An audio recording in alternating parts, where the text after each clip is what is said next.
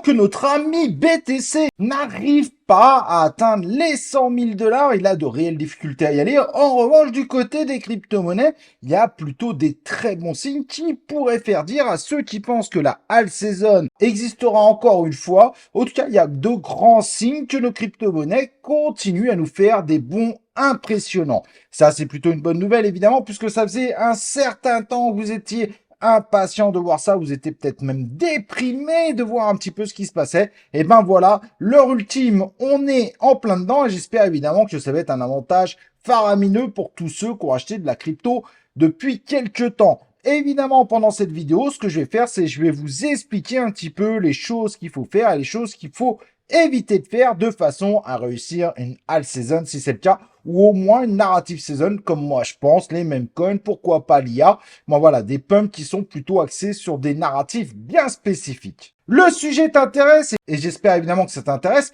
Eh ben reste avec moi évidemment sur ces zéros et on y va. Let's go!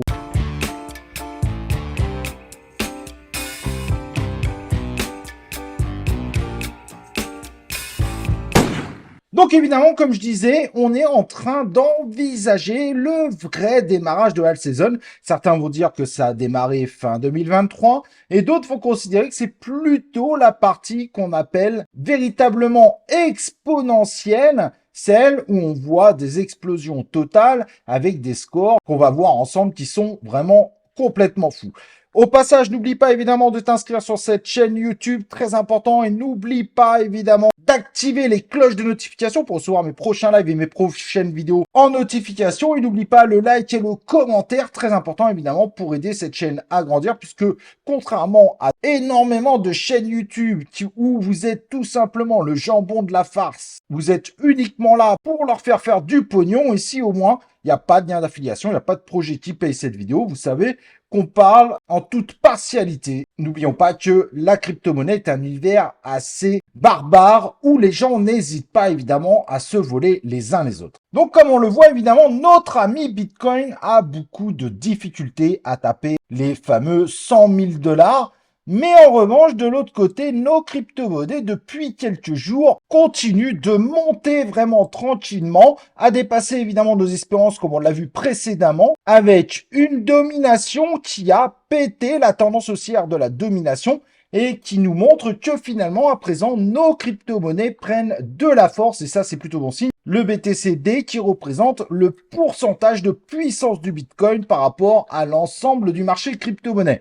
Et donc, depuis très longtemps, il n'avait pas fait une vraie baisse aussi importante comme tu peux le constater et qui pourrait enfin nous dire attention, nos crypto-monnaies vont pump de la mort qui tue. On voit certaines crypto-monnaies qui commencent à avoir des scores intéressants. C'est pas la première fois, mais on commence à avoir des scores vraiment intéressants. Le BRED plus 29%, IOS 32%, HTN plus 18%, 18% pour le SHIB, HBAR plus 15 et PP plus 12. Sur une semaine, on a certaines crypto-monnaies qu'on fait plus que x2, comme le HANS du côté évidemment de l'univers Ethereum et le Virtual Protocol qui fait quasiment un x3. Évidemment, si on va par exemple sur le top 200, on a des très beaux scores sur une semaine aussi, avec le Qubit qui a enfin repris du poil de la bête. Et je sais que certains sont très fans évidemment sur cette chaîne. On a l'AI16Z qui fait 146%. Bref, et si on regarde évidemment sur une journée, on a quand même des très belles crypto-monnaies qui font des choses très intéressantes. C'est plutôt une bonne nouvelle, évidemment, de voir ce type de choses, accouplé, évidemment, forcément à la domination du Bitcoin qui commence à chuter dur, car ça nous dit que si le Bitcoin ralentit, ça ne veut pas dire, évidemment, qu'il ne dépassera pas les 100 000 $, ça veut juste dire que on a, certes, bénéficié énormément du Black Friday, qu'on savait qu'il y avait beaucoup de chances, évidemment, pour qu'il soit extrêmement intéressant, mais ça donne forcément une impulsion ultra positive. De plus, on commence à voir dans plusieurs pays l'arrivée de la crypto-monnaie sur les chaînes d'information, sur les journaux télévisés des chaînes qui sont pas dédiées à l'information. Bref, le mot crypto-monnaie, on entend de plus en plus parler. Et c'est une bonne nouvelle puisque même ce week-end, je suis parti, j'ai gravé la montagne, randonnée de psychopathes de la mort qui tue, et je suis passé au passage à côté d'un groupe de 3 personnes qui étaient en train de parler de crypto-monnaie. Ça, ce sont évidemment des choses qui reviennent fortement dans le discours des gens. Et ça, c'est très intéressant de voir que la crypto-monnaie redevient un sujet important au sein d'une partie de la population et de l'ensemble des populations, bien évidemment. Et au-delà de ça, pour évidemment couronner le tout, les kékés sont vraiment de retour en commentaire, mais c'est exceptionnel, hein. Des kékés de la mort qui tue, des kékés qui vont juste regarder une image et qui vont dire t'as vu, t'as dit ça, t'es trop nul, t'es un nul. Bah non, mais en fait, je dis pas ça du tout, en fait. Les gens transforment les points d'interrogation en points d'exclamation. Ils te disent que t'as confirmé des choses. Bref, Kekeland est de retour. Et la dernière fois que j'ai vu Kekeland de retour, je t'avoue, et je vais être honnête avec toi, ça a plutôt bien pump. On a quand même des gens qui nous disent que le PP, et je vais le rappeler car elle m'a encore tué cette phrase, il y a plein de cryptos qui ont largement dépassé 1 $, donc évidemment, le PP peut largement dépasser le 1 $. Des gens qui sont persuadés que toutes les crypto-monnaies, en fait, ont une valeur comparable. Et là, on a du gros champion. On a vraiment du champion du monde. Je vous garantis qu'il y a un phénomène qui est en train de se passer. On est peut-être sur ce fameux tournant pour voir nos cryptos monter. Et je suis désolé pour les gens de Kekeland, ils vont être en slip, évidemment, à la fin de ce bull run. Mais évidemment, si tu veux pas être en slip avec les Kekeliens de Kekeland, je te recommande évidemment d'être sur une phase de prise de profit. Si tu regardes partout toutes les crypto-monnaies que tu pourras acheter, tiens, tu dis, tiens, je vais ici, je vais, oh là là, AI16Z, oh, je vais me l'acheter, là, il a fait 40%, bah, sachant qu'il a fait sur une semaine 142% et sur un mois plus 1694%, tu feras partie malheureusement de ceux qui repartiront en slip. Là, c'est plutôt le moment d'aller voir tes propres wallets et de te dire, oh là là, ça monte, là, ça monte, je vais prendre du profit, au fur et à mesure, pourquoi pas par palier, comme ça. À un moment où si tu te retrouves avec un gros correctif, ou si éventuellement, parce que ça peut être aussi une triste nouvelle, bien que là, ça va être compliqué pour l'atteindre, mais en imaginant même qu'il y ait un gros correctif ou que le marché arrête de monter, eh ben, tout ce que tu auras mis en prise de profit, que ce soit en USDT, en euros, en dollars, en CHF, etc., ça sera de l'argent qui ne rebaissera pas. Mais là, évidemment, c'est pas la période pour aller chercher les cryptos que je vais acheter ce soir. C'est la période pour savoir quel crypto je vais revendre ce soir. Pas forcément à l'intégralité, mais au moins par palier.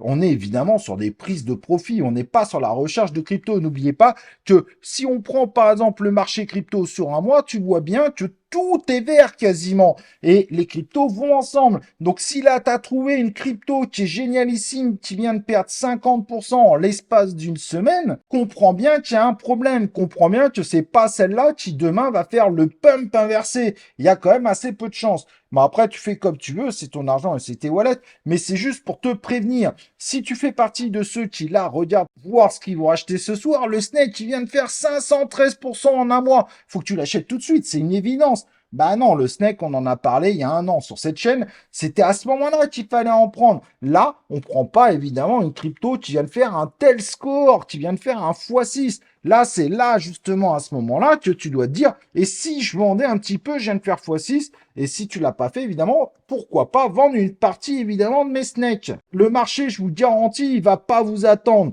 Donc, soit vous finirez en slip comme les gens de Kekeland, donc les Kekeliens, soit tu te dis que grâce aux Kekeliens, tu vas vendre une partie de tes crypto-monnaies et eux, bêtement, ils vont te l'acheter. À toi de voir dans quelle partie tu veux être, si tu veux être dans la partie des losers ou la partie des gagnants.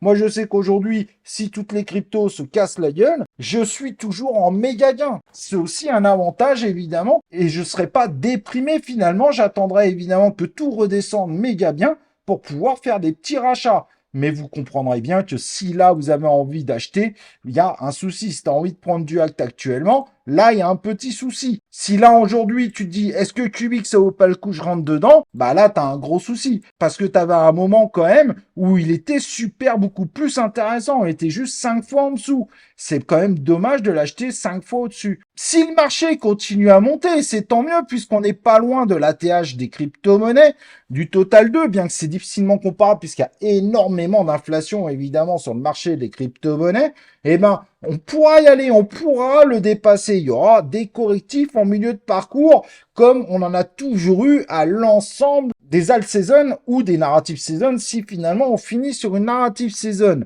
Mais si tu achètes toujours sur du vert, t'auras bien compris que tu vas être le dindon de la farce. Après, c'est à toi de voir si tu veux être la farce dans le dindon ou si tu veux être celui qui profite et qui mange la dinde. Mais à Thanksgiving, en général, la dinde, c'est elle qui est un peu la moins contente de l'histoire. Et ça serait dommage que ce soit toi qui se retrouve au milieu en train de te faire bouffer par tous les autres. Mais là, je te garantis qu'on a un véritable phénomène qui est en train de démarrer. Kekeland est de retour. Et s'il y a Kekeland, et si l'ensemble des télés commencent à parler des crypto-monnaies et que tout le monde est en train de nous faire des super actualités, de la mort qui tue, jusqu'à nous imaginer des blockchains qui nous feront le café demain matin, je peux te dire que c'est un très bon moment. Mais par contre, évidemment, c'est surtout le moment de commencer à ramasser un peu de pognon et du profit. C'est pas quand tout pump qu'on commence à acheter. C'est quand tout pump qu'on commence à vendre tranquillement et on attendra le gros correctif ou au pire le prochain cycle pour se faire des rachats tranquilles.